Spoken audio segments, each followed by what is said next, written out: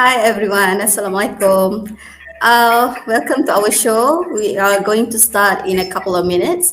But before we begin, I just need to do some technical check. Can I have a feedback if you can hear my voice clearly in this session? Would you like to write feedback on the chat box, on the live chat? Can you hear my voice clearly?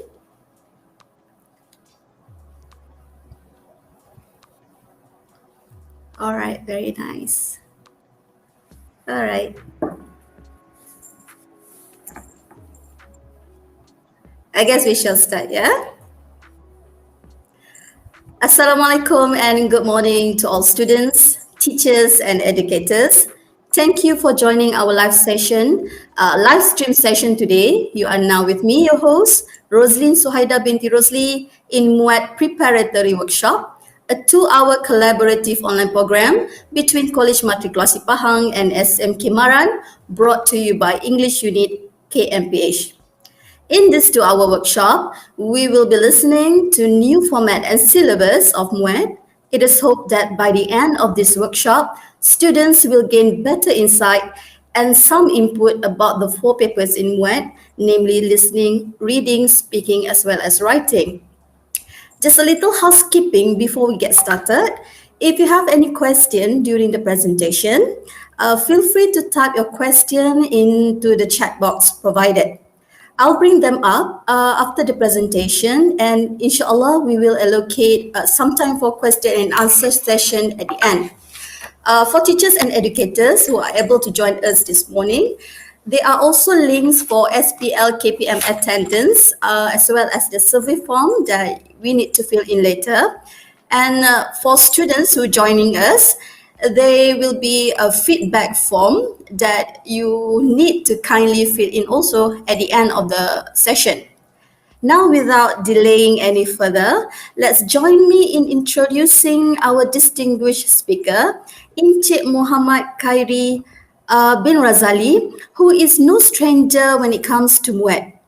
Born in 1983, Encik Mohammad Kairi has had a distinguished career in teaching, where he started teaching in 2009 and now serving as MK Maran. His vast experience in MUeT, which is since 2014, has placed him as one of the experienced writing and speaking examiners.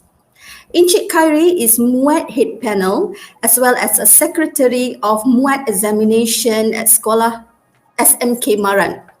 As one of the experienced examiner, he is also appointed as MUeT Master Trainer for Maran District and recently as a Master Trainer for Professional Upskilling for English Teacher. Without further ado, let's welcome our speaker, Encik Mohammad Khairi, to our session today. Thank you. Thank you very much to the moderator, Puan Rozlin, and to everyone. Good morning. Assalamualaikum warahmatullahi wabarakatuh. And good morning to non-Muslim. I don't have to introduce myself much because, we have a very short time for components for MUeT. So I just go straight to what we are going to do for today. So my job today is to expose to all of you, especially students who are going to sit for MUeT exam on the workshop. I call this as a workshop because as much as I concern, as much as possible, I'll try to get into you. Try my best to get into you. All right, so this is what we have. Let me have what I have here. Okay, so basically, I will going to start off our workshop today with the first component. We call it as writing. So writing, basically, you have 2 different tasks. The first one, we call that as a guided writing, which email, essay, and another one is informal letter. But I'm afraid that I won't have enough time to touch on informal letter. Maybe, just maybe, if there's a plan for another workshop in near future, maybe we can touch on the informal letter. All right. So today I will focus on the email essay for guided writing, task 1. And then for task 2, we're going to look at the extended writing, which is on the academic essay. Yeah. So this is the two tasks for writing. Yeah. All right. Okay. Next up. Okay, let's begin first our writing component with guided writing. Yeah, we call this as a guided writing. Yeah, why do we call that guided writing? Because there were points and ideas within the essay, within the question given, within the rubric that helps you to give your points, which helps you to give your ideas, or it asks you to give recommendation and whatsoever. All right. So for email essay, full marks is 30 marks. Okay. All right. And marks is evaluated based on the first one we call as a task fulfillment, 30 marks, and structure, lexis, and organization for 30 marks. That is for language, aka language, 30 marks. So 30 marks plus 30 marks, you get 60 divided by 2, and then you get back your full marks, 30 marks. Yeah, so that's how the marks goes. All right. Okay, next up. Okay, this is the format for email essay. All right. Well, basically, students before in class, and I mean in my class, students have always asked me, well, do we really need all this format in our email essay? My simple answer is just, you just write this format, because email essay, they need this kind of things, though that marks is not given for the items like from, to, but then you have to remember that these are the basic requirements for you to write email essay.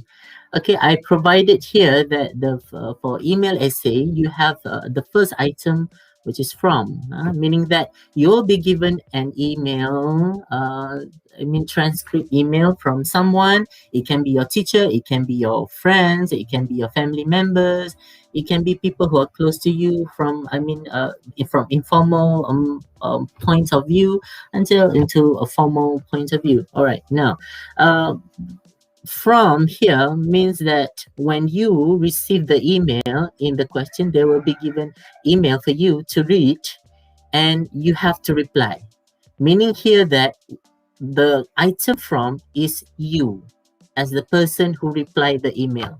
All right, so that's why I just give example here, mohammadazlisha@gmail.com. This is just an example. All right, because Azlisha is the one who received the email and he replied the email to the person who sent it to him earlier. All right, and the second item is to. To here refer to the person who sent the first email to Azlisha.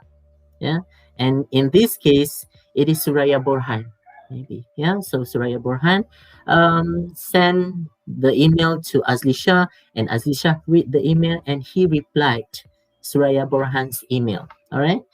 And then you have to need subjects. Subjects here mean the title. The title. Well, in MUeT examination in writing, there will be given a title in the email which is sent, for example, from Suraya Borhan. So Suraya Borhan will put the subject, the title in her email. And when when Muhammad Azlisha received the email, he reads the email and he look at the subjects. He has to look at the content of the email as well, so that he can come up with the proper subjects or proper title. Yeah. All right, and then we have salutation as well in email. Don't forget that salutation is one of the important format, where you can use the word dear, Mr. or Miss or Madam, or sometimes you can use the word hi as well. Hi, hi. Yeah. All right, and then but again, it depends. For salutation, it depends. If the person, someone, a guy, you can use the word Mr. Like maybe Mr. Muhammad Azisha or Mr. Muhammad Kairi. Yeah. But when you have a woman, a female sender, then you can use the word either Miss or Madam. Yeah. Again, you can use full name like Dear or Hi Miss Suraya Borhan, or Dear or Hi Madam Suraya Borhan. Again, yeah, this it depends on the questions. Yeah, again, who is the sender of the email first? You have to look at that carefully. All right, and then another item for format for email essay is reason for replying the email. This is very important. Remember, again, you get an email from someone. You read the email and then you need to reply. In your reply email, you need to give reason why you reply the email. That's very important. Very important because okay, I provide you here two sample or two examples of how you can reply the give reason for replying the email. I'm replying you this email because I would like to what dot dot dot dot. I read this reply email to tell you that dot dot dot dot dot. Again, it depends on the questions. It depends on the email that you received.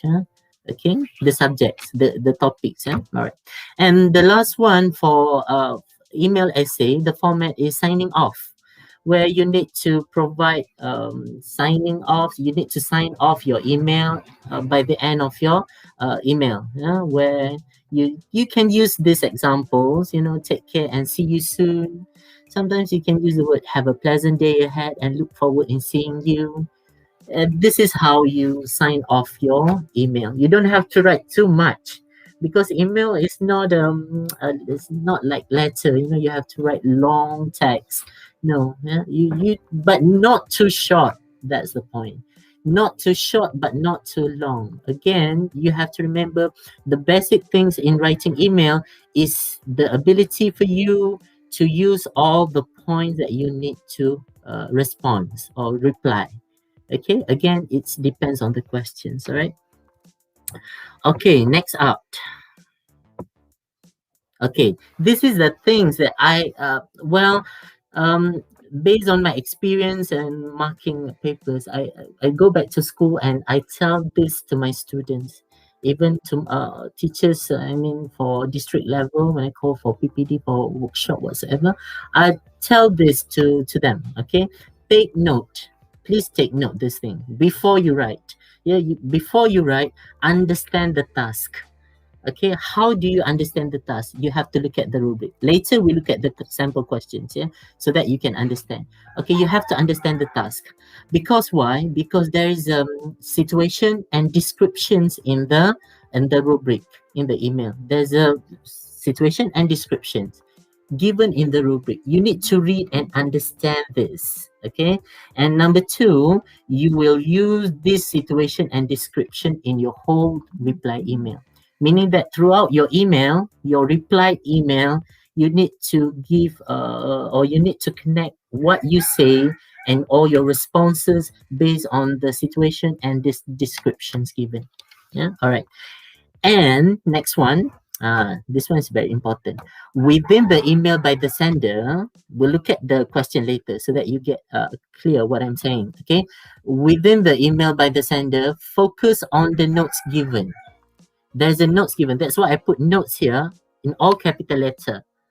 N-O-T-E-S, and notes. Notes here, or in Bahasa we call catatan. There's a notes there on the right side of the email sent to you. All right. It may contain instructional notes. I call this instructional notes. Well, people ask me, is it true that there's an instructional notes in the question? In the email sent to someone? Again, this is just my own terms that I use, instructional note, to help me and my student to understand better. Why do I say that there's an instructional note? Because in this email that is sent to you, that is sent to you, you must give suggestion and recommendation sometimes. The person who sent you the email might ask you to give your suggestion or recommendation or your ideas towards something. So that's why I call instructional notes. It instructs you to do this in your reply email. That's why I call instructional notes. And the most important thing is that it is highly likely come with questions sometimes. But like what students in previous session 1 did, there's no questions in the email sent to the person. So basically, when that's happened, student still have to respond, still have to reply. But how to respond without questions, I'll tell you later. Yeah? All right. And if there's a questions in the email sent to you, then you have to identify and underline them one by one. Why? Because you need to answer later in the reply email. What I did with my student is that I will take out the question first in the email which is sent to them. I will take out the questions and I put them one by one first. And then what I did with my students is that I asked them to answer the question first, one by one. And then what we did with this is that we write the reply email and we put all the answers which have students answered from the questions. That's how I did with my students. All right. And then next, okay, this is the structure for email essay. Some students they love to ask me. Okay, they don't bother much about about how to write, but they want to know what must I write in paragraph 1, paragraph 2, paragraph 3. Sometimes they ask me how many paragraphs. If you ask me personally, this well, there's no a specific or what do you call detailed structure that I can give. But if students ask me how should I write my email, okay, this is my suggestion, this is what I can share with you based on my experience in marking. There's always three basic paragraph. The first one, paragraph 1, is you need to have introduction paragraph. Okay, and what do you need to have in your introduction paragraph? This is just a suggestion from me. Yeah, don't take this too seriously, saying that you have to stick with this, because different candidates or different people have different way of how to express their ideas or points. Sometimes they think that, okay, this one is perfect, this one is ideal for me, and this one, again, this is just suggestion from me. All right, so paragraph 1, introduction. What do you need to have in your introduction? First one is words of gratitude, where you need to thanking the sender. If student ask me what should I write in introduction, well, this is words of gratitude, thanking the sender, because thanking the sender is the what we call the first thing that you need to do when you replying the email, to thank the sender for sending you the email first, meaning that you have to appreciate the sender first by give him or her words of gratitude. All right, and then the second one, in introduction, you need to give reason for replying the email. That's it. And then you go to paragraph 2, where you have content. All the contents, all the points, all the responses that you need to give to the email which is sent to you first must be put in paragraph 2, if you ask me. Okay, all right. Content. What do you need to have in your content? The first one, you need to provide responses for all the required keywords. I call that keywords because, like previous session 1, MUeT, writing, we find out that there's no questions given. So how students need to respond to the email, how they need to reply the email. So I teach my student, well, you have to look for the keywords. And how to respond for that, you need to look at the notes. Try to connect the notes with the keywords. Later I show you. You might not see this clearly because I just say this through words, but later I show you the one. All right, and then number 2, you need to answer all the identified questions. If the email sent to you, they have questions, then you need to answer. You need to respond to the email. You need to reply to the email by answering all the identified questions. That is number 2. Again, this is depends. If you have the email with questions, then you need to answer. If you have the email without questions, they just ask you, to provide responses based on the keywords, then yeah, try your best to respond to that. And number 3 is you need to give ideas, suggestions, and recommendation in paragraph 2 content. Again, this is based on the instructions in the email that you received. All right. And in paragraph 3, we have closing, where students sometimes they thought that, okay, other than signing off or sign off, what else can I write in my closing. My simple suggestion is you write hope. What is your hope about that particular things? Let's say, for example, you receive an email about, you know, a program that your teacher organized in school, then you give hope to that event or program. What is your hope towards the program or towards the event? And you close your email by signing off. Yeah, the one that I shared with you before. All right, next up. Okay, here's the questions. Again, this is the questions that I that I took from the previous session, session 1. And if you look at here, the one that I told you, you notice that there's a note here.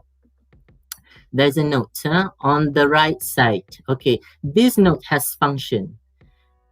Exactly, it has function. What is the function? Okay, look at the emails which is sent to the student here. Hi everyone. You have to look at the rubric first. Okay, your class teacher, Miss Mariam, is organizing a school program to encourage students to have a healthy lifestyle. Read the following email from her. If you look at the rubric here, this is what we call rubric. Rubric here, the statement from the questions. Okay, we have the situation and also descriptions here. Okay, what is the situation? Your class teacher, Miss Mariam, is organizing a school program. That is the situation. That is what happened. And what is the details or descriptions of the situation? To encourage students to have a healthy lifestyle. So as a candidate in exam, you know that, okay, the situation is about Miss Mariam. Who is Miss Mariam? Oh, she is my class teacher. Okay, she is organizing a school program to encourage students to have a healthy lifestyle. So I need to reply Miss Mariam's email.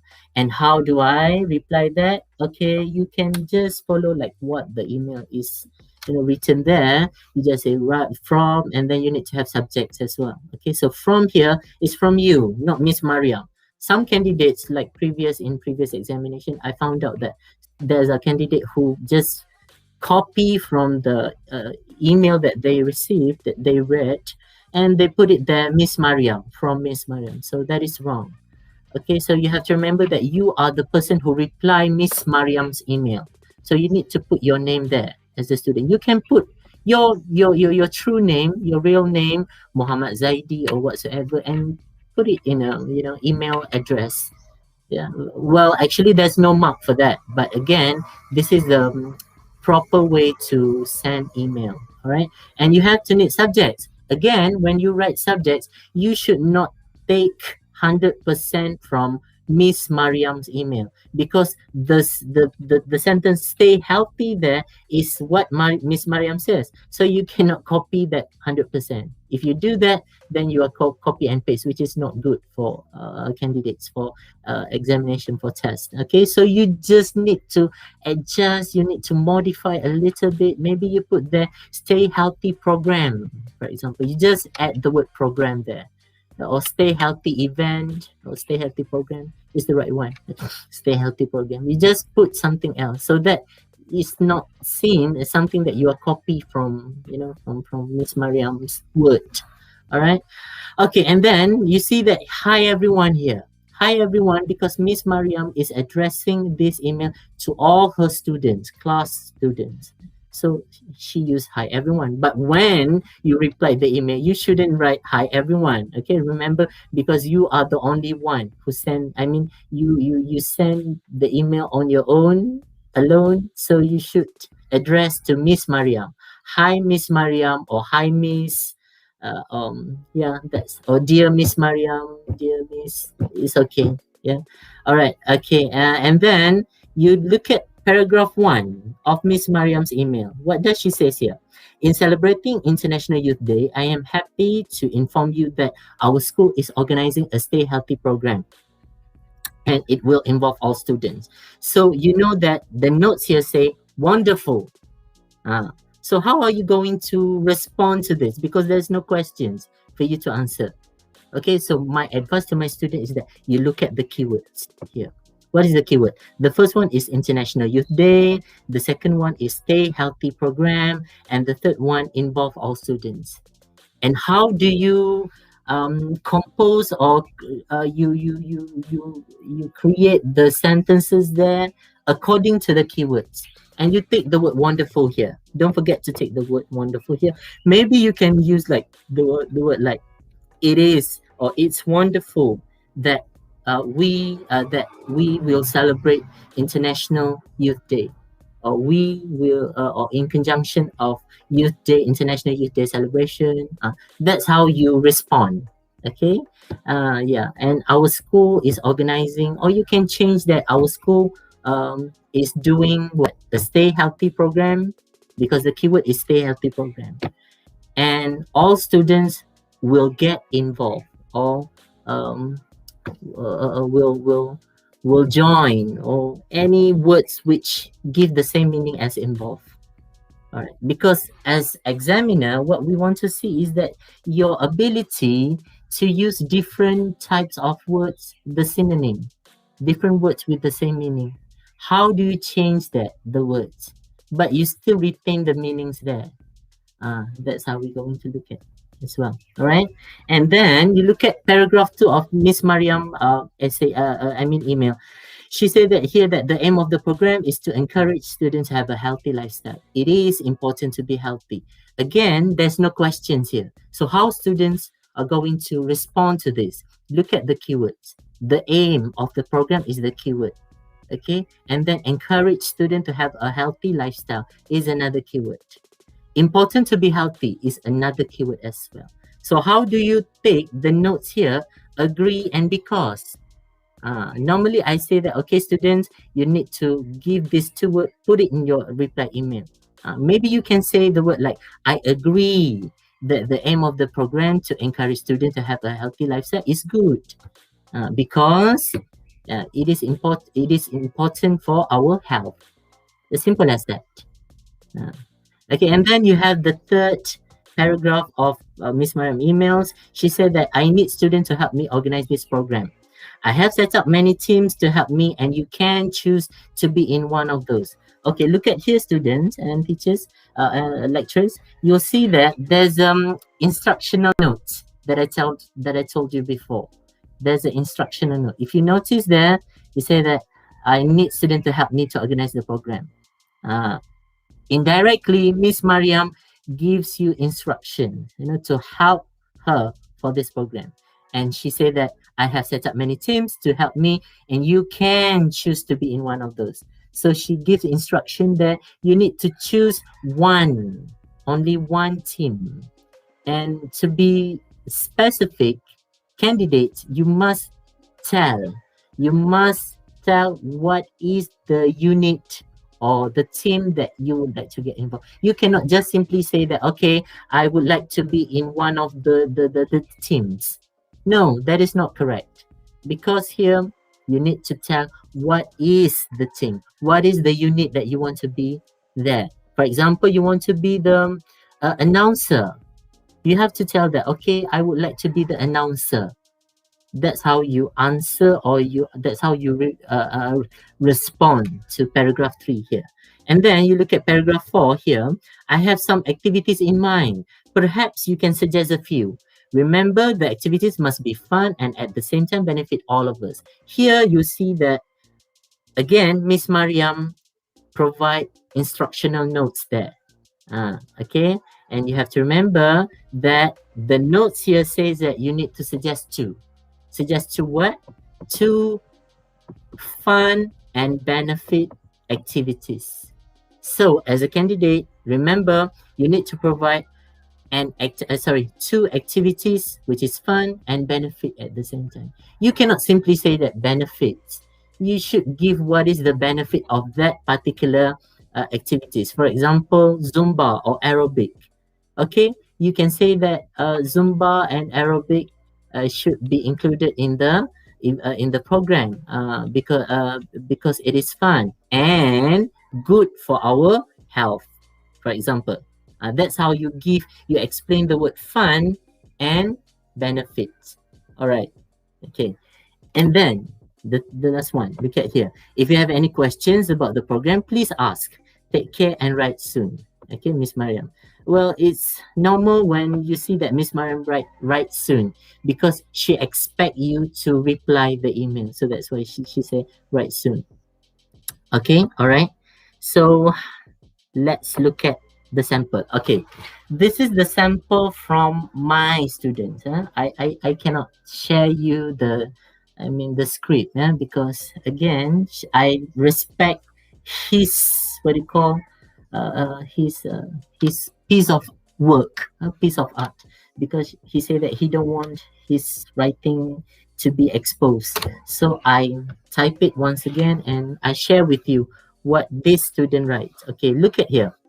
From Shami@gmail.com to Mariam@gmail.com, subject stay healthy program. You see here, the student, he tried to be different, not to copy what Miss Mariam says by putting the word program, stay healthy program. Okay, and then look at how how he greets. Hi, Miss Mariam. Thank you for sending me your email about a healthy program. Okay, again, this student, he puts the words of gratitude or thanking the sender in paragraph 1. I feel honored to respond and give my opinion about the matter. Let me explain you further. Okay, you see that this student, he put the reason there. Reason for replying the email. He said that he feel honored to respond and give my opinion about the matter. So the reason why he replied the email is because he wants to give his opinion about the matter. So we can see that, okay, there's a reason there, all right? And he added that by, let me explain you further. Why? Because he just say, give my opinion. So he wants to explain that further, all right? Okay, and then look at paragraph 2. So you see that this is an example of how simple email can be written, all right? You don't have to be very specific. You don't have to be very, what do you call that? You don't have to be too ambitious. That's the word. Because when we mark exam scripts, we found out that there are students or candidates who try to be ambitious. Okay, it's not wrong. It's not wrong. It's okay for you to be ambitious because we understand that you are attempting better bands. But again, attempting too much can be disturbing to me. Okay, because we want to see a natural way of how you use the language. So I feel that this student, he tried to use a very natural way of the language. All right. So then we go to paragraph 2. Okay, you see that this student used sentence connectors to help him to write the email. Okay, so you see that actually, the word actually, just like he speak to his Madam Miss Mariam, actually, it's a wonderful feeling. Okay, so you see that the notes wonderful is put there. It's a wonderful feeling for me to celebrate International Youth Day. And in conjunction to that, our school is going to host a stay healthy program that include all the students. Do you see that? Do you see that from his email, what he's trying to do, he's trying to retain the idea that Miss Mariam provided before about International Youth Day, about Stay Healthy program, and involve all students. But what he tried to show in different way is that he used different word with the same meaning. For example, all right, the word include here. Yeah, you see that the word include.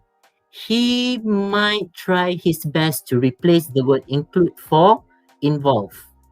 The word involve, because involve all students, so he tried to change it, but he tried his best to retain the same meaning. So that's why he put that include all the students. And as an examiner, I know that this candidate try his best to attempt his own language, which is good for language marks, for language evaluation. All right, and you look at next. For your information, again, he used sentence connectors. Yeah? For your information, or signpost, we call that signpost. For your information, I agree with the aim of the program. You see that he used the notes given there, agree. But you see that he's not combining agree with because. He put it separate. in separate way. All right. Okay, look at here. For your information, I agree with the aim of the program. That is to encourage students to have a healthy lifestyle. So he picks the keyword aim of the program, encourage students to have a healthy lifestyle. And then he put the word because from the notes there. Why? Why he agree with the aim of the program? Because it's vital for our health. Very simple. Again, he takes from the email which Miss Mariam have provided to him. Vital or important for our health, because it is important for our health. Again, he tried his best. He replaced the word important with the word vital here.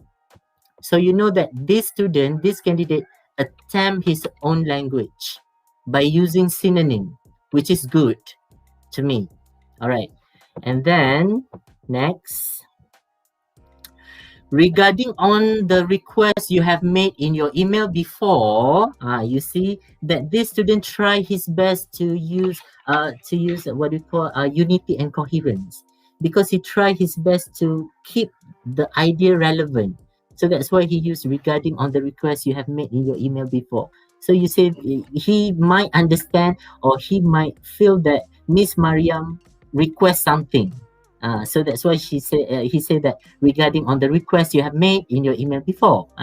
It would be great. You see that this candidate or this student, he used the notes great, because there's a note given the word great. It would be great if I could help you to organize this program. Again, this candidate respond to the email from Miss Mariam saying that she need help from her student. So he responded that by saying that it would be great if I could help you to organize this program. And how to do that? He put it there. To do that, I prefer to be as the announcer. You see that this student tried his best to make the points relevant by connecting it to the ideas before. So you see that the sentence I prefer to be as the announcer is connected to what he wants to do to help Miss Mariam to organize the program. So by being the announcer, he give a specific job or specific unit in the program. Announcer. It's okay. This is how you should write it there. All right. Would that be an ideal choice to you? So he asked that question. Very polite, very polite. He asked the question to Miss Mariam. Would that be an ideal choice to you? So he has the choice, but then again, he asked Miss Mariam whether his choice is ideal or not. So this is a very proper way to respond to email, okay? And then he used the word Miss Mariam. Miss Mariam, can I suggest something? Very proper, very what we call very good way, very good manner to ask your class teacher. So what he would like to ask, you see that this candidate used the word suggest here. Suggest here is the notes given on the right side in the email sent from Miss Mariam, by Miss Mariam. So you notice that again, this student used the notes, the words from the note, and he took it and he put it in the email. Miss Mariam, can I suggest something? He asked that. Very proper, very good manner. All right. In my opinion, see, you see that he used another sentence connectors. In my opinion, it would be a joy for the program if we could do aerobic or Zumba dance early in the morning. You see that this candidate tried to tell you that aerobic or Zumba dance is something joy, something fun. Remember, he didn't put the word fun, but he replaced that with the word joy. Joy here. So you know this is a fun activity. Joy for the program. If we could do do aerobic or Zumba dance early in the morning. So this is just an extension. Early in the morning. It's certainly good for our body. Do you see that? He tried to use simple sentence there. He tried to control the language so that he would not do any error. So he tried his best to use a very short sentence to help him to get clean sentence without error sentence. Okay, so he said that here is certainly good for our body. Indirectly or directly, what he said is that this is the benefit of doing aerobic or Zumba dance, as what Miss Mariam had requested in her email before, saying he need your suggestion on fun and benefit activities. So this candidate managed to provide the word fun, joy, and also he managed to provide here the what they call benefits. Yeah, okay. All right, next one. Furthermore, okay, you see that this candidate used another sentence connectors or signpost. Very good. Okay. Furthermore, we could also plan for a fun run. This because this is planned. Remember, this is not being done yet. So she said that we could also plan for a fun run. Again, you remember that this should be fun, and this candidate managed to provide it there. Fun run for the student. He said that because it can improve their cardiovascular. Again, this candidate provided benefit for the activity, which is fun run. Okay, and it's logic because when you do run, you will get better cardiovascular. Okay, and please remember that not all students can, spell the word cardiovascular correctly. So be careful. If you feel that you don't have that strong belief to write the word cardiovascular, then please avoid that. Okay, please avoid if you don't know that. But again, it's a good attempt if you can do that. Okay, and he ended his email in third paragraph by saying his hope, by giving hope. I really look forward for this program to be happen. Okay, look at that. He looked forward for this program to be happen. And I hope that the event will be smooth regardless of any obstacle. So meaning here he used good words like obstacle.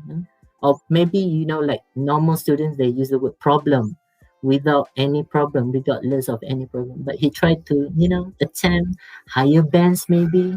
So he used the word obstacle to help him for that, good vocabulary or low frequency word. Take care and see you later. Shami Shahrizwan. Okay, that's how this email should be ended, with the name. Shami Shahrizwan. All right, next up.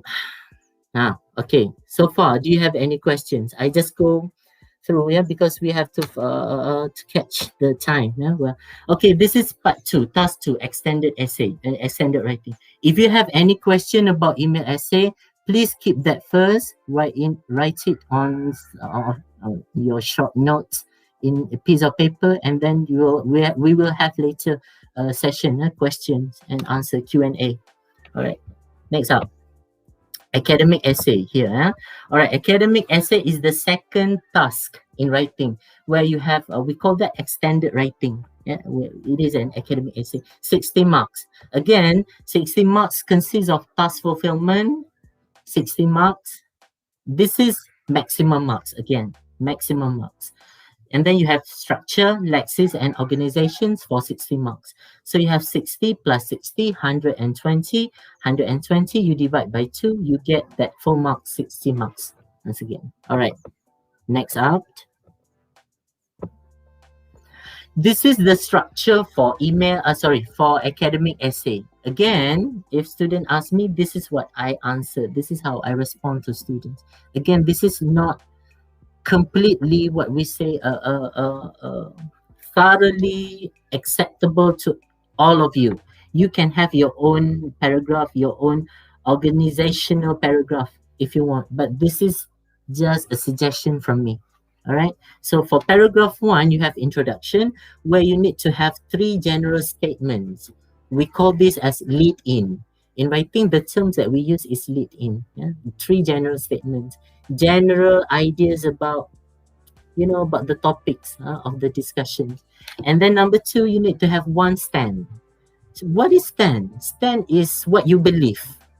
Okay, so I provided there an example of sentence where you can use, in my opinion, I agree with the statement saying that. Okay, so you know that stand is whether you agree or disagree. If you agree with the topics of the discussion, then you have to say what is the topics there. So that's why I agree with the statement saying that what. Okay, again, this is depend on the questions. Okay, number 3, you also need 1 thesis statement. in introduction. What is thesis statement? Thesis statement is generalizations of following main ideas. You will have points, or sometimes people say that what do you call points lah, means ideas. You have three main ideas. Remember what is the similarity between these three different ideas. The similarity, the generalizations of main ideas is the thesis statement. With my students, very simple. I ask them to write that there are. There are what? There are reasons. If you use the word why, then you would give reason. So you use the word reason as generalizations of main idea one, reason number one, reason number two, main idea two, and reason number three, main idea number three. So all in all, these three different reasons should be called as there are some reasons. That's it. So that's how you write thesis statement.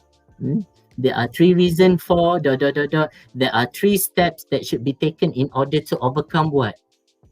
If you say step that should be taken, you might be asking question how.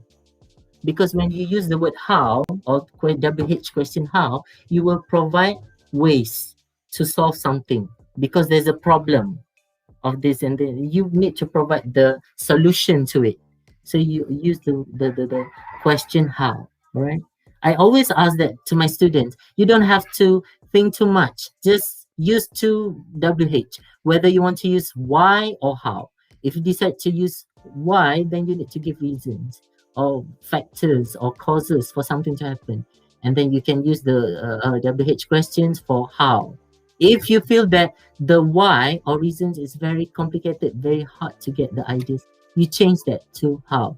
When you use how, you can find steps, ways, methods, approaches to overcome something or to solve something. All right. Next up, in paragraph 2, 3, and 4, you have content. Meaning here, content number 1 in paragraph 2, content number 2 in paragraph 3, and content number 3 in paragraph 4. Paragraph 1, remember introduction. So you don't put your content number 1 in introduction. It should be in a different house.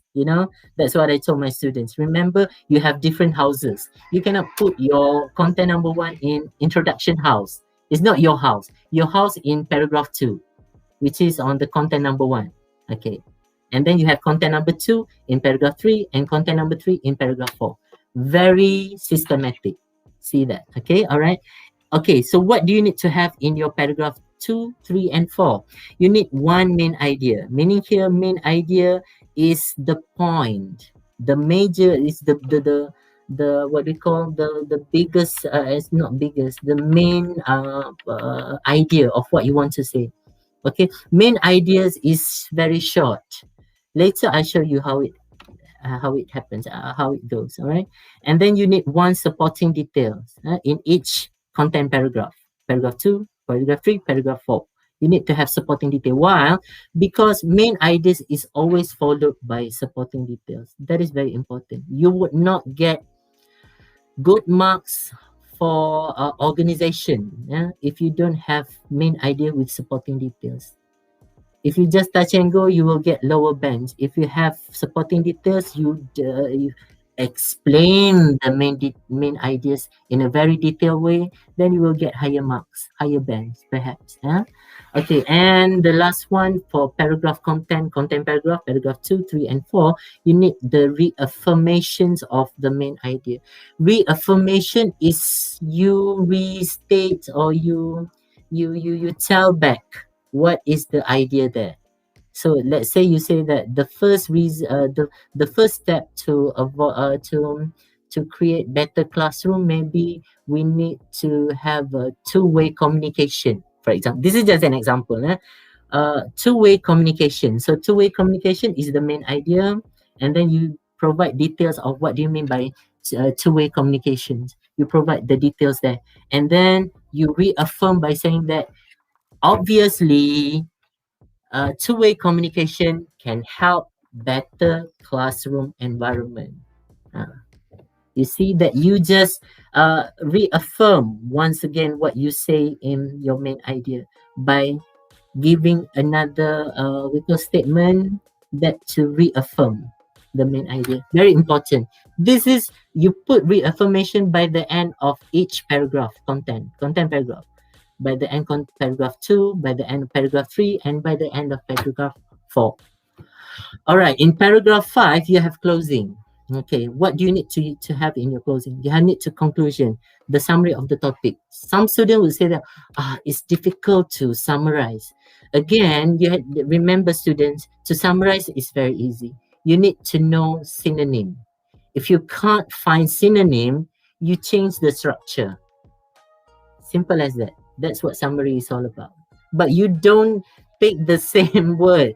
If you take the same word, it's not summary. It's not summary anymore. Summary or summarization needs synonym. Words, different word with the same meaning. Try your best. You need to practice this again and again and again so you know how to do summarization. All right, conclusion. And you can also put hope in your closing. What is your hope towards the topic? For example, for learning environment, for traditional face-to-face classroom, it helps better learning environment. What is your hope there? I hope that in future, we could have a better classroom environment through face-to-face method, for example. That's how you put your hope. Okay, all right? Okay. Remember, dear students, remember, take a great concern about subject reference. This has happened last time in MUeT writing, session 1, where we focus really seriously about subject reference, or we call that SR. What is SR? SR is the subject reference, is the focus of center of discussions within the rubric or statement in the question given. Meaning here, you have the rubric given, and you need to find what is the focus or center of discussion within the statement. There must be center of discussion. And this center of discussion, we call that as a subject reference. On the other hand, we call that as keywords. Yeah. Okay. So to understand this, let's look at the questions here. Okay. Take a look at this. You are advised to spend about 50 minutes on this task. Okay, look at the rubric here. You attended a talk by a famous fashion designer which was recently organized during your school's career week. The following comment was made by the guest speaker. Fashion defines a person's character. Write an essay expressing your opinion on the statement. Write at least 250 words. Okay, one thing, student, when you write extended essay or in email writing before, I forgot to tell you, remember that, numbers of words is just numbers, you know. We don't really care about your words too much, but doesn't mean that you have to write one paragraph. No. Meaning here, if you write more than 100 words for your email, or you write more than less than 250 words, it shouldn't be a problem. As long as you fulfill the task. That is number 1. You fulfill the task. Awak penuhi tugas awak. What is your task? Remember, in the email, you need to respond to the keywords from the email that you receive. And you need to respond that. That's how you fulfill your task. You need to give suggestions. That's how you fulfill the task. You need to use all the format correctly. That's how you fulfill the task. You need to use the words correctly. You fulfill the task. For academic essay or extended writing, how do you fulfill the task? By following or obeying the subject reference. Okay? How do you do that? Okay, look at here. What is the subject reference here? If you look at the questions here, fashion defines a person's character. So this is the subject reference. To be detailed, you can take the word fashions and also the word character, person character. So you have fashions and person character. You need to talk on this again and again and again in your essay about fashion and how it's connected to person character, defines how it affects someone's character or how it shapes someone's character. It depends. But again, you need to focus on the subject reference of fashion and person character here. What happened in previous examination, there were many candidates, not many, there are a group of students who fail to focus on the subject reference. Okay, the question is about traditional face-to-face classroom and learning environment. That's the subject reference. But students or candidate tends to talk something else. They tend to talk about online classroom, where they don't touch on the traditional face-to-face classroom anymore. Not anymore. Students only focus on online learning and how online learning is good for students. That is wrong. That is wrong. Because the subject reference there talks about traditional face-to-face classroom and also learning environment. You must connect that. How traditional face-to-face classroom affects learning environment, or you need to tell about learning environment. How maybe you're talking about conducive environment in the classroom where students enjoy learning through discussions. That's how you tell about learning environment. You tell that calm situation, there's no noisy, there's no shouting. That's how you explain learning environment. Conducive is the word. Conducive is the correct word to to picturize learning environment. You need to talk about the conduciveness of the classroom. Okay, and that's how you focus on the subject reference. Remember, subject reference is very important.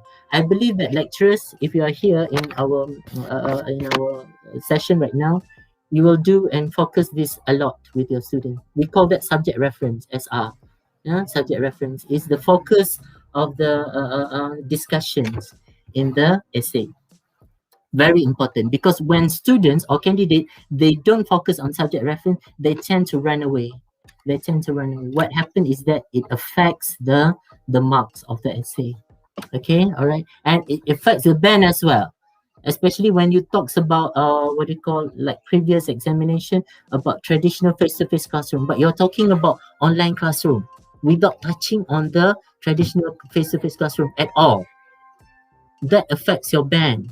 You won't get band 3 and above. You won't.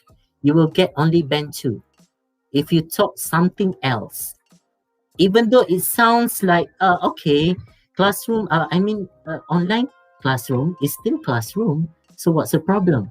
It's not it's not about the classroom, but the subject reference is about traditional face-to-face classroom. That's the subject reference.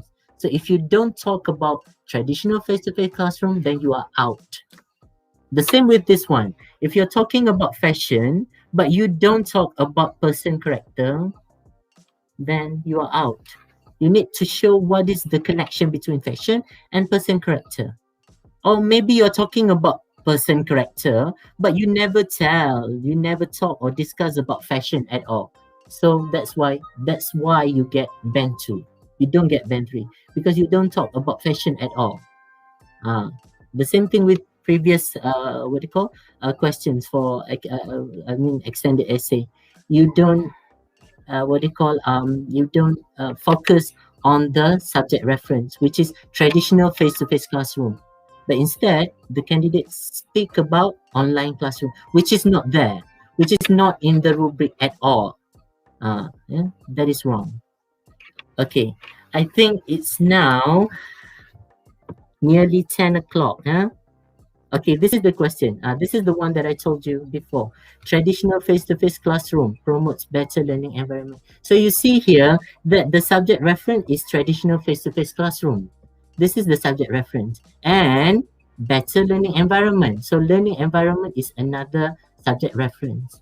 So you need to tell about traditional face-to-face classroom. If let's say that student, candidate, they want to talk about online classroom, it's okay. It's okay to talk about online classroom, but don't leave the subjects about traditional face-to-face classroom. You can compare if you want to. You can compare between traditional face-to-face classroom and online classroom. It's okay because you still use the subject reference of traditional face-to-face classroom. and you added that about online classroom, it's okay, as long as you don't take traditional face-to-face classroom away. Don't do that. And learning environment, you must tell what this learning environment here means. You need to describe that. Describe in the traditional face-to-face classroom and how that learning environment can be created through face-to-face classroom. Yeah, that's how you should do it. That's why I said subject reference is very important. SR. And I do this with my student again and again and again, so many times before. All right. I think that's all for now. It's already 10 o'clock, so we will have a short break, if I'm not mistaken. Yeah, Mr. Administrator, Mr. Admin. Yeah? Am I right? We have a short break for a while. Okay, and we'll continue after 5 minutes, maybe. Okay, so I hand it over to the moderator, Puan Rozlin, for the moment. Thank you very much. We'll have a short break, 5 minutes, if I'm not mistaken. All right. Okay. See you later. All right, thank you very much, Encik Khairi. Don't go anywhere just yet. When we come back, we will be listening to reading as well as listening paper, and then for students, the attendance for you will be given in the second session. Yeah, wait for the link given, and the link. There are two links given for now. One is for the teachers and educators, where it is for the attendance in SPLKPM. You can see on the pinned link on the top of the chat box. And also, there is one link for the content, the slide content for students. Some of you commented that they are having difficulty reading the slides. And then those are the slides that you can take a look at. Has been also pinned on the top of the chat box. So we come back after 5 minutes, and thank you.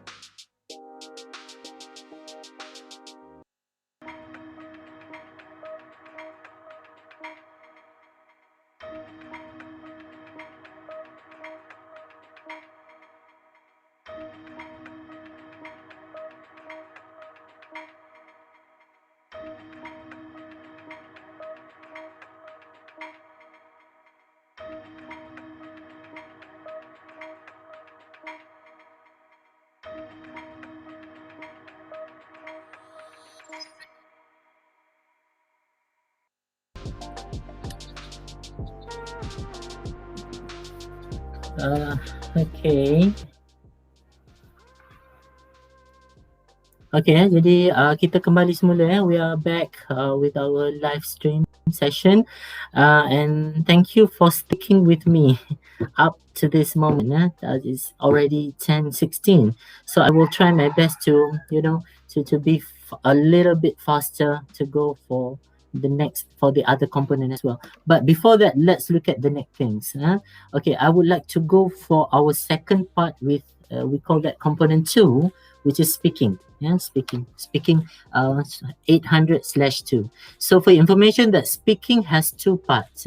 We call that part 1 for individual presentation and part 2 for group discussion. Okay, let's look at together what we have for part 1, individual presentation. Okay, all right, hold on.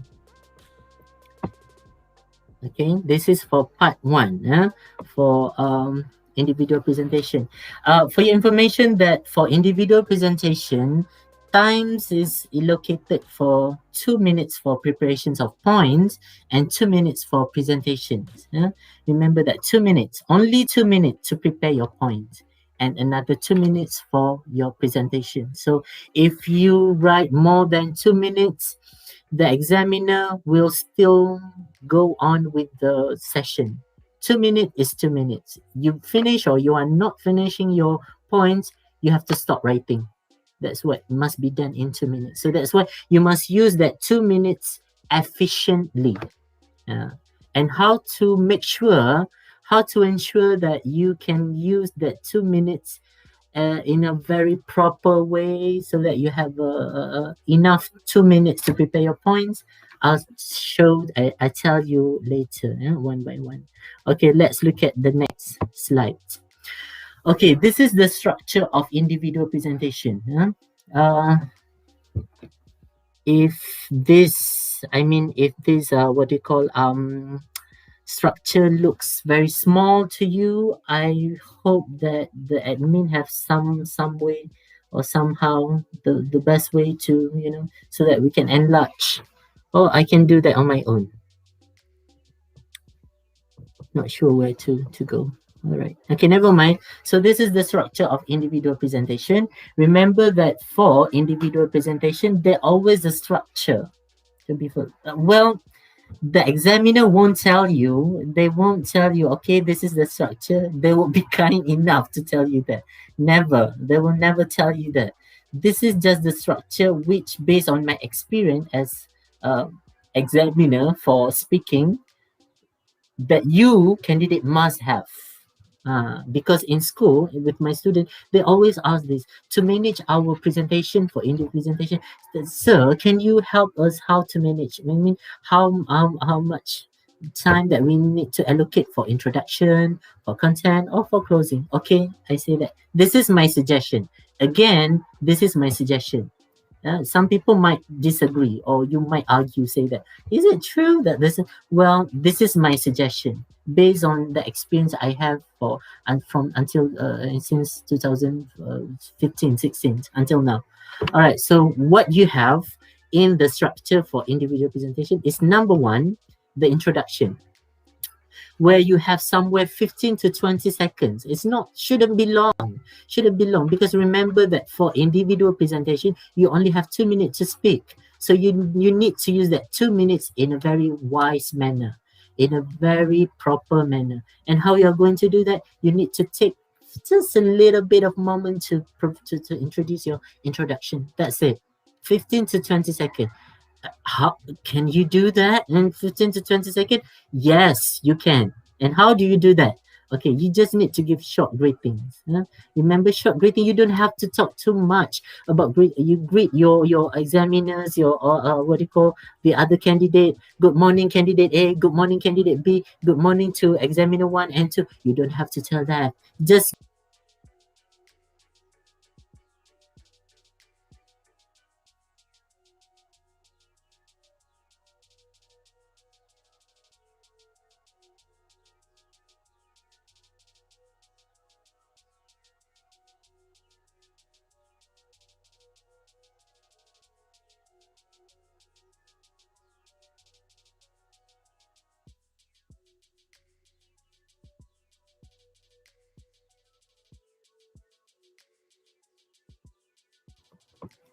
what do we call that, as a task reference.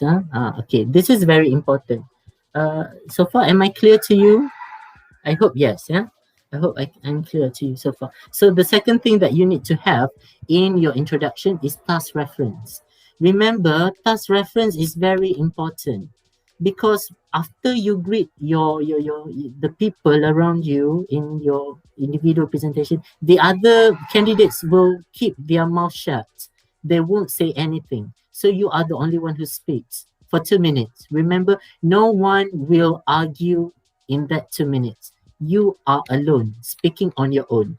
So you need to read out the situation and the task from the question. That's how you do task reference. Remember, read out the situation. And how to do that, you can do like this. As candidate dot dot dot. If you're candidate A, say, as a candidate A, I would like to talk about what?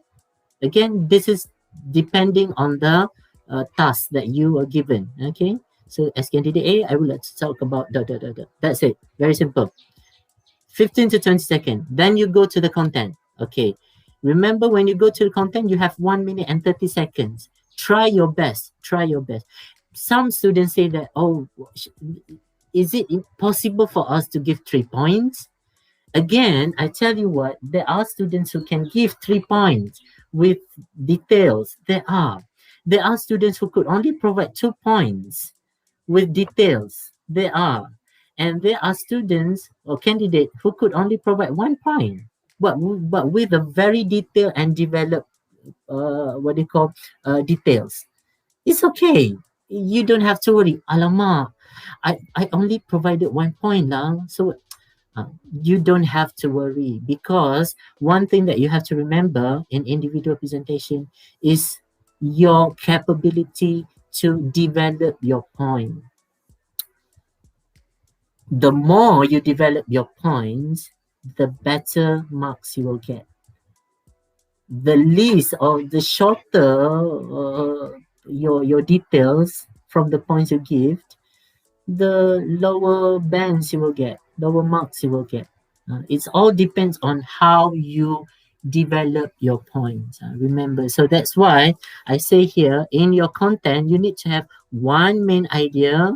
One main idea should be short and concise. You don't have to be very long to tell your main idea, because you only have 2 minutes to speak. Yeah, so very short and concise sentence. And you need to have supporting detail. This is the most important part. Remember that well-developed supporting details, which consists around 3 to 4 details that link to main idea, will help you get better marks or bands. Okay, and you sometimes need example as well, if necessary. Give example, but not all the time. If you give 2 or 3 points, all the points have examples. It's okay, depends, but again, it depends on the evaluation, the details that you give, the explanation that you give. If it's already clear and concise and complete, you don't have to give examples. It depends. It depends. And the third one is that you need to have closing. Um, you need to have closing. Closing here means 10 seconds, somewhere 10 seconds. You don't have to do longer closing, because once you listen the ring, the bell ring, then stops. You can still talk, but give a very short, conclude the task given. In short, it's true that what? Again, this depends on the task that you have. Refer to the task that you have. In short, it's true that what? Students should be given time to study on their own, for example. Okay, that's it. You don't have to talk. Thank you very much. That's it. Okay, this is the structure. All right, this is the tips and reminder for individual presentation. Remember, this is tips. When I say that, the tips that you have to remember, this is must be given attention. Okay. Number one, when preparing points, remember this is when you prepare your points. 2 minutes to prepare points. Remember, when you're preparing points, jot down short point or points. That's what you must do. You use keywords and mind maps to help you jot down short points. You don't have to write long text or passages or scripts. It's not help you at all. It will not help you at all, because we don't want to listen to reading text. What we want to listen to is a speech from you. It should be something spontaneous, come within you. So that's why we need you to talk, not to read. So that's why you use keywords and mind maps. Okay. Remember, mind maps and keywords, you can do it on your own. How do you do that? It depends on you. You have your own strategy of how you write down your keywords and mind map. But do it. Do that in when you're preparing your points. You don't have to write longer scripts. Believe me, if you write longer tips, you will not have enough time to write down points, and you will end it up by finishing only 1 point. And second point, that's what happens when you're speaking. You don't have ideas. You start to rumble here and there, because you don't have points in your paper, on the paper. You don't have points that you've written there. That is very wrong to do. So that's why, please use keyword and mind maps to help you to write down your points. Because another thing is that, and you make sure that the keywords are helpful enough. And how this helpful enough? Because the keywords and mind map help you for 2 minutes of preparation, and it helps you to speak. Because you have the keywords, you can speak the other words spontaneously. But you have the keywords to help you to do that. That's how you use keywords and mind maps. Okay? Okay, that's the first thing. Jot down short points. Number 2, use why or how method to get means, ideas, and supporting details. This is very interesting. I always tell my students, because my students, when it comes to speaking test, they would start to, oh my God, I don't know what to say. I don't know what to think even. So I always say that don't worry. Use the word why and how. And how you're going to use the word why? You give reason, factors, or causes. Okay, when you want to give reason, factors, causes, you use why.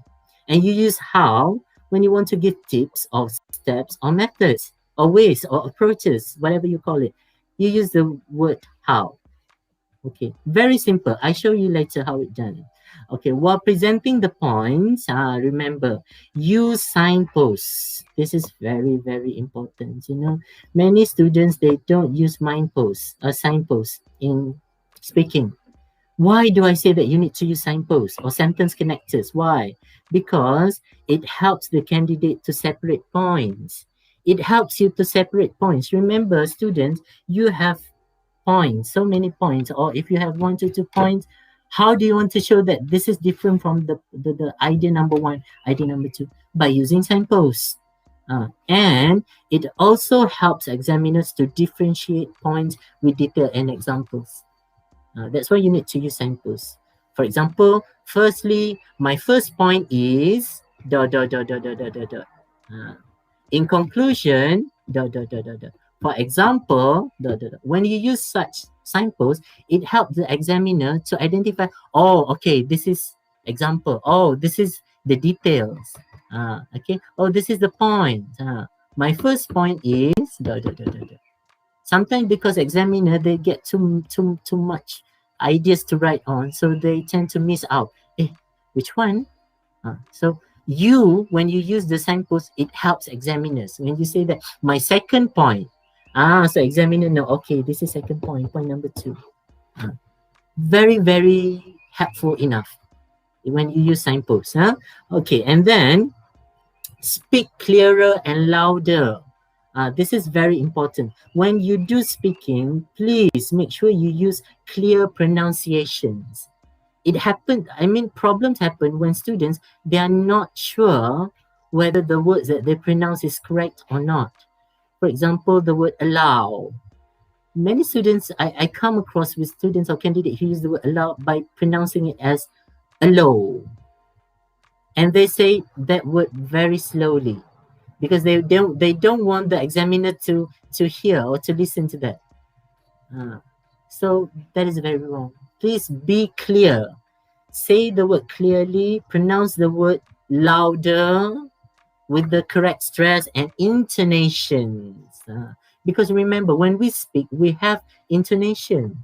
For example, my first point is, you don't say that, my first point is about, you are not robot, you are human. So show us that you are human by using intonation in your speaking, in your, individual presentation. My next point is, you know that there should be stress and intonation there. Okay. In conclusion, you see that there were ups and downs, there were low and high notes. So that's why it's very important for intonation to be used as well. And the important thing is also you need to use proper hand gestures and eye contact. Why do you use those two things? For your self-confidence. Because some students, they tend to have that sense of nerves. They couldn't speak because they have that emotionally they were distracted. So they could not focus very well. So use your hand gestures for self-confidence. That's how I did for public speaking. I use hand gestures so many times. So help me to reduce my my sense of nervousness. We call that. All right, next up. This is the sample questions. Sample questions for speaking, where you have candidate A. This is the latest from latest format, not the previous format. This is from the latest format. You have candidate A, where you have 2 minutes to prepare and 2 minutes to talk. You see that there was situation given there. Situation, situation is one thing, but you have to look at the task as well. So look at the situation, look at the task here. Okay, you have the situation. It is important to be healthy. Suggest some ways to keep healthy. Okay, that's the situation. That's what happened. And then, as candidate A, what must you do? You must talk about the importance of what and when people eat. Here, you must talk only about what food and when people eat. You don't have to talk about how people eat. In what way people eat. You don't have to talk that. Or you talk about what do you call steps or methods to be used to help people to eat. You don't have to tell that because your task is only about what types of food and when people eat. That's it.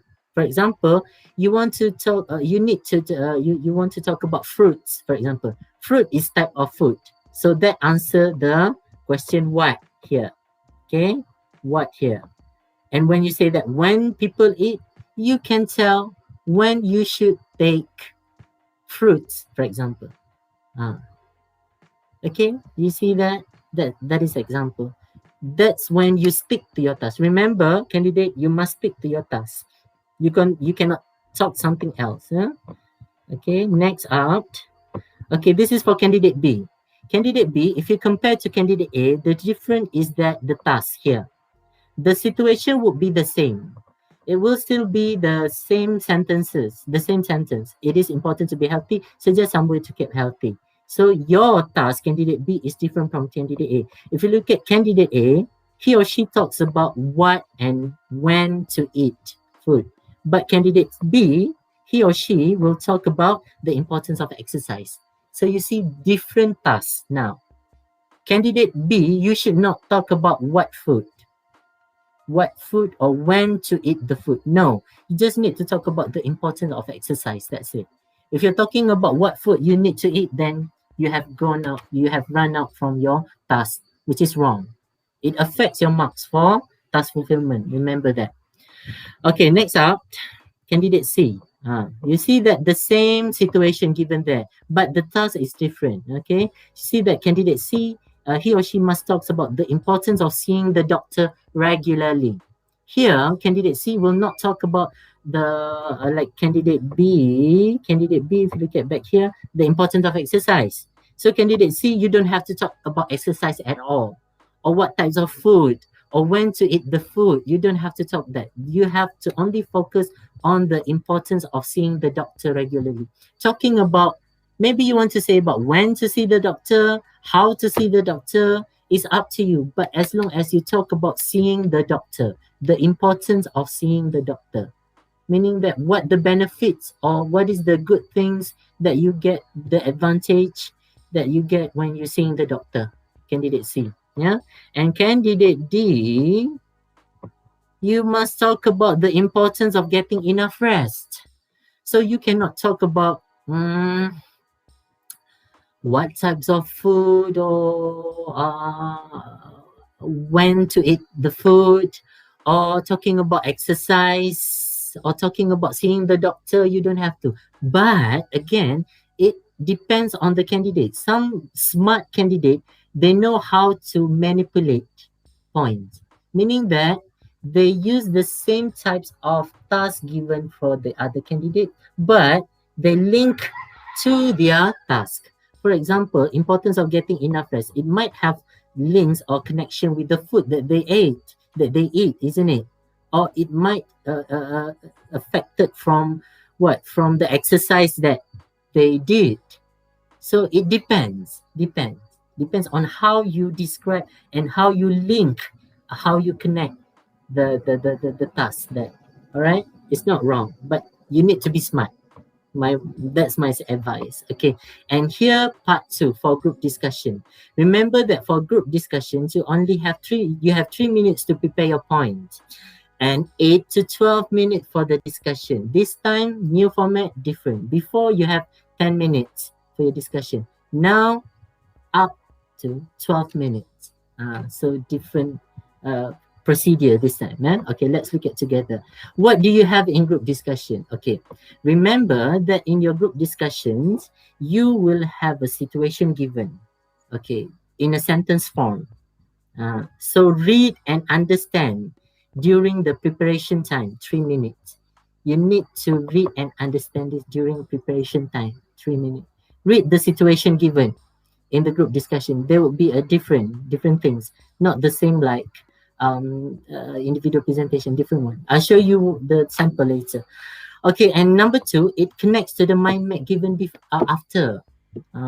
You remember that in the group discussion, the question, it connects to the mind map given after that. Meaning you will have mind map after the situations, and you need to read and understand during the preparation time, 3 minutes as well. Read the mind map as well, the situation and the mind maps. And then remember, as the candidates in group discussion, you may support or oppose the other test takers' views. In group discussion, when you start discussing, you can support or you can oppose, you can agree or you can disagree. It's up to you. There's no right or wrong when you say that you agree or disagree. You can do that. It's not wrong. Okay, number 2, you may use ideas in the mind map or diagram given. There will be mind maps and diagram givens, or you can come up with your own ideas. You should not only stick to the mind maps 100%. You can have your own ideas. Let's say you might feel thinking that, oh, I think my idea is somehow connected to this. If you feel that, okay, bring it out. Okay, as long as they are related or relevant to the discussion. Don't say something out of the topic. Yeah? Okay, which I show you later. All right. At the end of the discussion, try to decide on the best suggestion. Meaning here you have different what you call diagrams there. Different ideas or points given there. So by the end of the discussion, every one of you, four of you, you need to decide on the best suggestion. You need only choose only one best point, the best point, and the best. After you find that, you agree with that, then you can conclude. You can do the conclusion, but that should happen somewhere 8 to 12 minutes. Okay, all right. Okay, here's the questions. Can you see this clearly? Okay, all right. Now hold on. Okay, you can ask this from lecturer. I guess that lecturers and teachers, we all have the guidelines. I mean, the sample question from the Majlis Preparatory Malaysia. So we can use that to help our students to understand the structure, because all the questions, the samples, exactly the same that in the examination are in there. So please be sure to, share with the students. I shared this one with my students too. Okay, part 2 group discussion. You have 3 minutes to prepare in your discussion, like what I told you before. You have 8 to 12 minutes for the discussion. Okay, look at the mind map there. There's a situation, like I told you before, there's a situation here given to you where you need to understand the situation here. There is increasing concern about the quality of healthcare in Malaysia. So the keyword here is quality of healthcare. So here's the keyword. Another word is that discuss how healthcare can be improved. So you need to give ways or ideas or suggest tips or steps to improve healthcare in Malaysia. Okay, look at the mind maps there. What do you have? You have 1, 2, 3, 4, 5. 5 different points or ideas that you discuss about quality of healthcare. So the questions in the middle, say that how can healthcare be improved, best be improved? Meaning here that all these points given here, 1, more doctors, hospital buildings, train nurses better, course of medicines and educations. These are all the all the ways or steps or methods to improve healthcare. We need to have more doctors. If we have more doctors, then our healthcare could be improved. Okay, we need to have more hospital buildings because if we have more hospital, then our healthcare can be improved, could be improved. Okay, number 3, we need to train nurses better, because the issue before is that nurses are not efficient enough. So we need to train them. By training nurses better, healthcare can be improved. And then you have cost of medicine. Maybe because before the people complaining about how expensive the medicines are, they could not afford to buy to pay for the medicine that they should have. So maybe by settling on solving the issue of cost of medicine, it can improve the healthcare. All right, and the last one is education. So maybe we say that the key things in to improve healthcare is about education, to educate the people, to educate the stakeholders, the people who are involved in the healthcare industries. That's what it needs.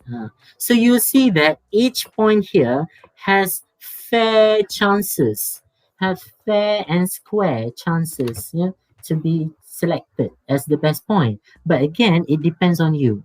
Yeah, so that's why you see here that at the end of the discussion, try to decide the best way to improve healthcare. So you need to only choose one out of this 1, 2, 3, 4, 5. But if you have your own ideas or other related or maybe relevant ideas to the discussion, you can put it in. Yeah. For example, maybe you want to say about media. How media can help to improve healthcare by by advertising good practices in the television, by educate people of how to to to do the checkups, to always look at your health conditions. Maybe, just maybe, if you feel that the media is related there, you can put it there, even though that the media is not here. It's not wrong for you to add it up. Yeah? Okay. This is the tips and reminder for group discussions. Number one, be sure to touch on all points in the mind map. So this is my advice. This is the advice that the other, examiners also would say to the candidate. Be sure to touch on all points in the mind map. Here, you have 1, 2, 3, 4, 5. Touch all this. And you should do it one by one in the group discussion. Don't rush by putting all together. You gather everything, pop, you put on the table. No, you can't do that. You need to go one by one. You might go first with more doctors. You want to talk about more doctors, then discuss that first. What do you think? What do you think? Candidate C, do you have anything to say about more doctors? Do we need more doctors, you think? And after you discuss that, you feel satisfied, you go to the second point. More, hospital buildings. Discuss about that in the group. Okay, next we need to discuss about hospital building. What do you think? And then start giving your ideas. And then after you're satisfied with that, finish with that, you go to the third point. Train nurses better. Okay, what about train nurses better? Do we have problem with nurses before? You can ask questions in the discussion if you want to, as long as it helps you to maintain and to manage and maintain the discussion. And then you go to the fourth point, cause of medicine. What about cause of medicine? What do you think? Candidate C, do you have anything to say about medicine, cause of medicine? Candidate C might say that, I think before this we have a very, expensive medicines at the hospital, at any hospital. I think not all people, afford to buy those medicine. But at the same time, they need that to treat for the diseases that they have. And then other candidate will say that, okay, how to do that? How to make our medicines cheaper? How to provide free of charge medicine to the people? What package that the government should provide? Okay, maybe we can do like this. Like Barack Obama did when he was the president of the United States. He provided the policy for medicine, for example. If you have such knowledge or such, ideas, bring it on. Bring it to the table so that everyone can discuss. It's good, if you have that added value information, like, the policy that the government, what are the policies, what is the policies toward the medicines, bring it on, okay? And finally, you can talk on about education. What do you mean by education? Here is education, but in group discussion, you decide what education you mean, who should be educated, what people should get involved. Okay, all right? And then after you have finished discussing all this point, you can come up with the best solution. Remember, in group discussion, the candidate who managed to influence the others. This candidate, let's say you discuss, you say, oh, I agree, I disagree. But at the end, you manage to make everyone say that, yeah, I think I agree with you. More doctors are needed. Yes, I think I agree with you too. If you can do that, meaning that you can get higher bands if you manage to influence others. But that's only one criteria. Another criteria is that you manage to manage and maintain the discussion. That is very important. Manage and maintain here means you should not just give up to any question that will pose to you.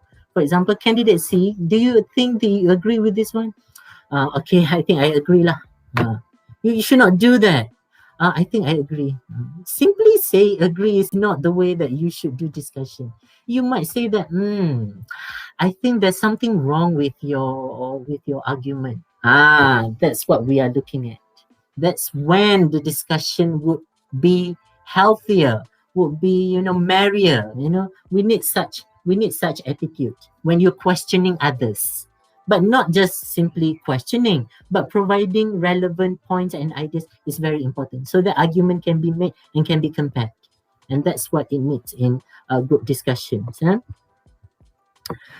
Okay, and then this one, you need to get involved in the discussion by giving your own ideas. Remember, thoughts in polite manner, very important. Give a polite manner. I beg your pardon. Um, I think, yeah, I I need to I have to disagree with you. That is a very polite way. You say that, no, I don't agree at all. That is a very harsh way. So say in a very polite manner, in a very, a good way, very good attitude. Sorry to disagree. Such word, it helps a lot. Okay, and then you need to manage and maintain the discussion. Remember how to manage, ask questions. And how to maintain, try to add something to the discussions. And that's how you manage and maintain. Remember, candidates who manage to do this, manage and maintain, they get higher bands. And try to your best to argue and influence others to accept your idea or point. This is an added value. Remember added value. If you manage to influence others. Okay. Okay, so far, any question to ask? No, okay. I have to be very fast. We have only 10 minutes. 10 minutes left before 11 o'clock. Okay, all right. Next up, reading. We have 7 different units in reading. Well, actually, I don't have so much thing to share about reading because reading is very technical. Very technical because you have a multiple choice question. You have multiple choice answer, where you need to be very technical in deciding your best answer. I think that lecturers and teachers here are well experienced in doing that. You know how you do that. It's just that the activities in classroom. The problem right now is that many teachers who share ideas with me saying that, Kairi, do we have something to do with the students in classroom, especially for reading activities? I say that, yeah, I have one. I have in my module, which inshallah I will share with the others as well, with Ka'ain, Cikgu Ain later. I'm not going to sell that. Sorry, it's not the selling. It's not the profitable things to do, because for me sharing information is just sharing information. If I have something new to share with you, I will share. As I try my best not to take profit out of it, because that's not my way of doing things. Yeah? Because I believe that God, Allah provided us the ideas, and why should we sell that? As long as we can share, we share. And I feel so honored. I feel so honored to share this with the others without asking money. Inshallah, I will share this one with the others, the teachers, the lecturers. I call this as a FDC, flow diagram concept. This is a action research that I did for in my schools, in for my university, and inshallah for my PhD as well. For reading, we call that flow diagram concept. I'll share with you later, inshallah. Okay, that's what I did with my students in reading. And the basically things in reading is that for teachers and lecturers, it's important for us to expose our students with different texts. Get your students with so many reading texts. Like me, I use the materials from MPM, and also from previous examination, but not all, because still things from previous examination format which still use. For example, reading comprehension, where you have the reading text. You don't put that on the rubbish on the dustbin. Don't do that. Keep it there in your file, because it's useful up to this moment. You can use that for reading comprehension. You have rational close text as well, where students or candidate need to fill in the blanks with correct answers. Again, this depends on the capability of you using different words, synonym or antonym.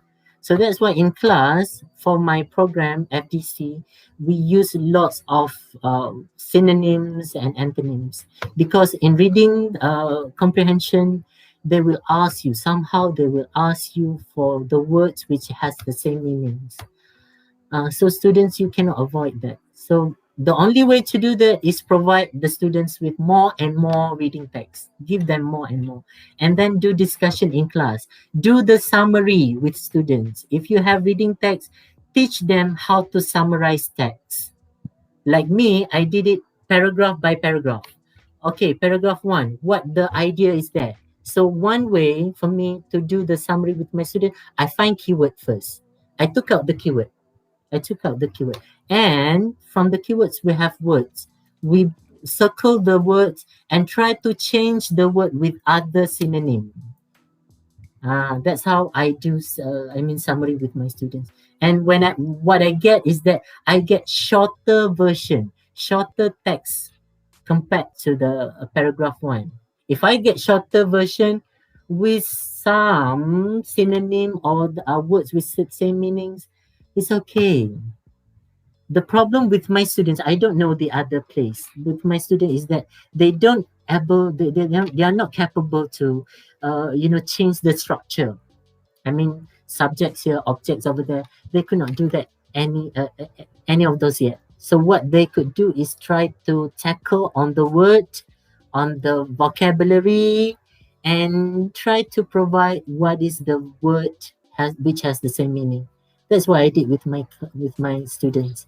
I provide them with word first. Okay, this word, what should be used? If we don't use this word, like for example, include and involve. So I said that if you don't want to use the word involve, you can change that with the word include. That's what I did with my students. And yeah, most of the time I did that again and again and again, so that student will get used to it. We cannot just simply ask the student, you should go and do it on your own now. No, because students nowadays, if we are not helping them, if we're not guiding them, provide them, expose them to such text, then they would not do that. Trust me, okay? Because they still relying on teachers. In the end of the day, teachers are still the center of learning, and that's what happened. But still, if that helps students to understand, I will surely and I will continuously do that. Okay, and I hope that you can do that as well with the student as well. Okay, all right. And you have information transfer here. Information transfer, meaning that sometimes in reading comprehension, I also teach my students how to get the information, how to extract information, how to skim the information, and how to scan the information. I do that first. Basically, I would, okay, you please read paragraph 1, scan the information from skim the information from paragraph 1. So then we'll ask, skim? What is skim, cikgu? So we say, okay, you just read thoroughly, very quick, and you will get some ideas. That's what we mean by skim. And then you scan. Scan, you go one by one. Okay, we did that in classroom with students. And sometimes I use, for example, like drag and drop activities.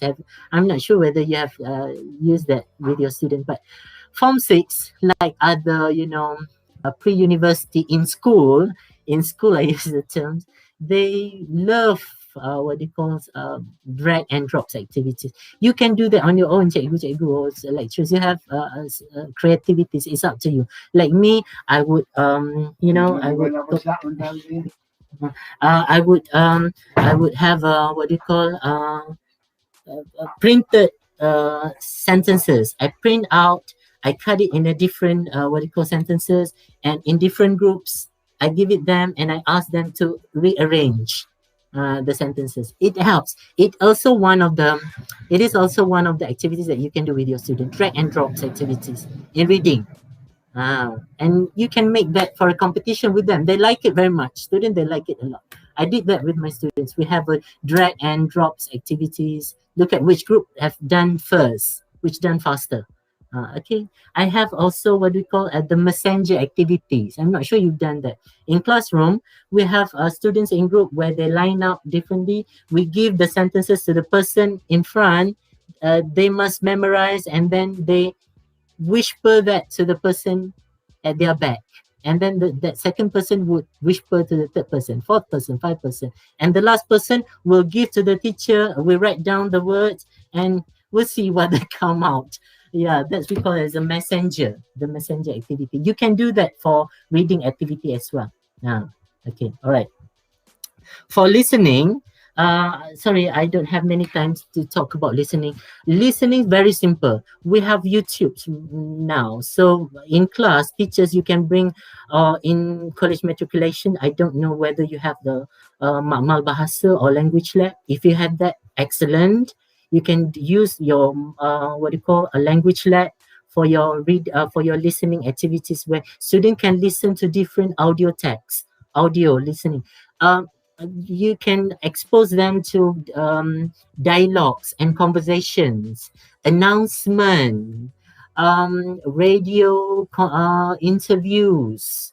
Do that with your student. Don't give questions yet. Just expose them to these different, what we call, audios, and let your student listen first. And after they listen, ask them to take out a piece of paper and take down keywords from the from the conversations or from the announcement or from the interviews. Take out keywords. What you help there is that you help students not only to think but to get words, because that's what they are going to do in their listening test. They will go for keywords, they will go for answers. To get answers, they need to get keywords. So that's what you must do with the students. Do a lot in the classroom. It helps your student a lot. Sometimes I also put, I play music, songs with my students, English songs. For example, like the latest one is Dua Lipa, Levitating. The song, I put it with my classroom. Oh, they enjoy it a lot. It's noisy, of course, especially when you have a classroom next to you. They will complain, classroom bising. But then it is about listening. So I do that with my students, and they love it very much. When you play music, they take down the lyrics. You can do that with the students. Believe me, trust me, they love it very much, and you will get enjoy as well. Okay, I think that's all for now. So far, do you have any? So I think I have touched on all the, what do you call, components from writing, speaking, reading, and listening. So I think that's all for now. Thank you very much for your time, and I hand it over to the, what do you call, moderator. Thank you very much.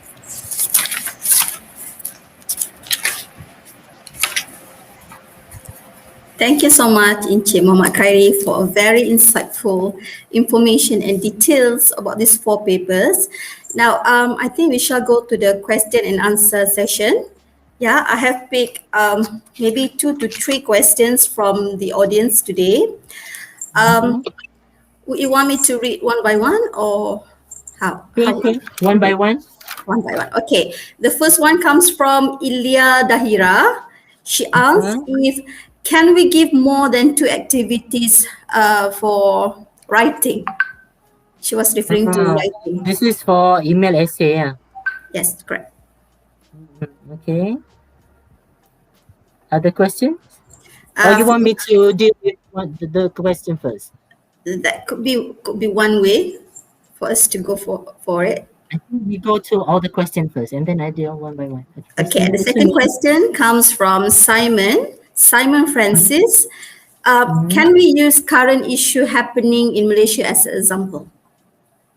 Current issues, huh? Yeah. Yes. Okay. And the third one from Nur Fashiha. So I just quote whatever she has written in the chat box. Sir, is that one person, one main idea, or share one point and discuss together? That is particularly for speaking, I assume. One person, again, one person, one idea. One person, one main idea, or in that group, share one point and discuss together. Okay. And there is also question from the lecturers. Should all students discuss all points? Is that compulsory for the students to discuss all points for speaking? Is it compulsory? Yeah. Compulsory to discuss all the points. Yeah. In speaking. Yeah. Okay. All right. Discuss all points in speaking, in group discussion speaking. Okay. All right. That's all. I think that's all for now. Yeah. Okay, now let's go one by one. For question number 1, can we give more 2 activities for email essay, for example, okay, if you have like previous examinations in session 1 MUeT, you are asked to give 2 activities, suggest 2, then just simply follow what it says. That's why it say guided writing.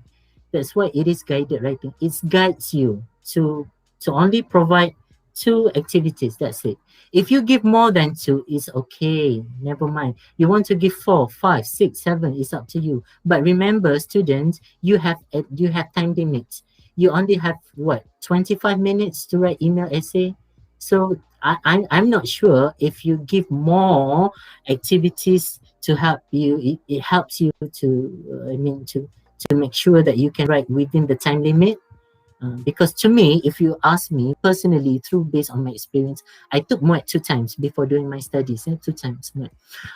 What I did is I follow the rules there. I follow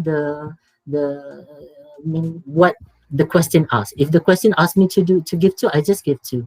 Sometimes I give 3. Yeah, is because teachers in school, even for sejarah subject, they ask you if you need to give 4, you give 6. So that in that 6 they have 4 complete. Okay. But then again, it's up to you lah. If you feel that those 4 activities, there are 2 activities which fun and benefit. Okay, as an examiner, we will take only 2. Whatever happened, we only take 2. You know, this is again a consideration from the examiner like me. If I found out that there are 4 points given, 4 activities given, I will find my best to look at 2 benefit and fun activities. Try my best to help you, students or candidates. So if you ask me, is it possible to give 4? Okay, it's up to you. As long as you still have time to write. Okay, you see? Okay, because you have time limit. Okay, if you have managed to do that, it's okay. Keep doing on that. Okay. Question number 1. So, I hope I answered question number 1. Question number 2, current issues as an example. Of course, we need current issues. Current issues which is not current issues. Your knowledge about current issues. Yeah. Meaning here, like what I told you before, we have healthcare issues discussed. You're talking about the policy which President US Barack Obama have proposed. You have that idea there. So bring it on. It helps a lot in deciding the marks for you. Because we know that you have that, what they call current issues, current knowledge, you have a very good knowledge because you read. It shows that you read something. You just don't copy and paste. Because that is a very important thing to have. You need to have good current knowledge about things that are happening at the moment. COVID-19. What do you know about COVID-19 particularly? What about the vaccination process and everything? That is very good things to do. The policy that the government made. What are the policies? But again, don't politicize this thing. We don't need any political, intervention. We don't need that political things in your speaking or your writing. It happens before. I tell you, there are candidates who try to put in that political influences in the discussions. Well, we are not interested at all. But we don't blame you, or we don't we don't punish you. No. But it's just that it affects your marks. So of course it affects your mark because political things, religious things, racial things is a very sensitive issues to be discussed. So don't do that. Don't try to attempt on any of those things. Okay, but current issues, of course, we need that as an example. Yes, very good. Thank you. I'm not sure the name, Simon or what. Okay, the third question is about one person, one main idea. In one group, share one idea. Okay, it goes like this. When you do your individual presentation, you need to have your own ideas. Okay, let's say you have 2 ideas, 2 main ideas. But it doesn't mean that candidate C, B, the other candidate could not take your point as well. As long as these candidates are smart people, are smart candidate, they know how to link the idea that you have and they manipulate that. They recycle that. It's not wrong.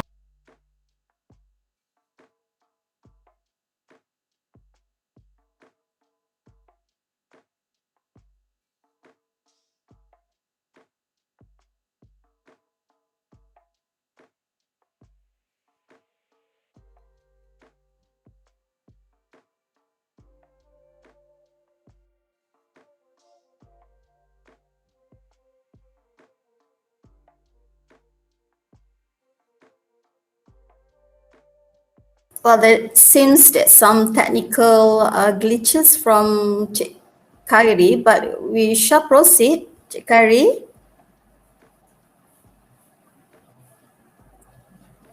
Well, I hope Ilya and Simon, yeah, so far the question has been answered. And then for the rest, we have questions. We are so sorry that we couldn't cater for the rest, but I hope that this session has been beneficial for us, for some as students as well as the teachers and educators. Well, I guess that's all for today. Ladies and gentlemen, that wraps up our morning today. On behalf of College Matrikulasi Pahang and SMK Maran, the workforce behind this workshop, thank you all for making time in your busy schedule to join us here this morning. I am hoping that we can have at least final words or last two words from Cik Kairi. Yeah, would he still be around?